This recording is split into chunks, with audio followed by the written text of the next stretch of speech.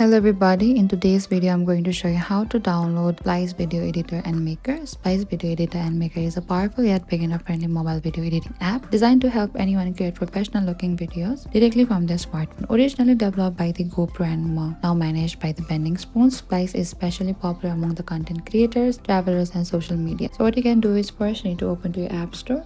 And once you reach into this app store, at the bottom you can find there's a search bar. You need to tap on the search bar and type down Splice. Over here on the search, we can find this Splice Video Editor and Maker. Simply select to this and you need to select to this Get. And after that, you can open the app after installation and allow any permission, photos, camera, etc. And you need to double click to install it. It will require for a Face ID. And after that, the app will start downloading automatically. This usually takes a few seconds depending on your internet speed. And once installed, you can open and find the app Splice icon on your home screen. And when you open it for the first time, Splice will ask for the access to your photos and videos you can allow so you can start editing. And that is it. Thank you for watching this video. I hope I could help you. Don't forget to like, share and subscribe. And if you have any trouble or confusion, please comment down below and we will reach out to you very soon.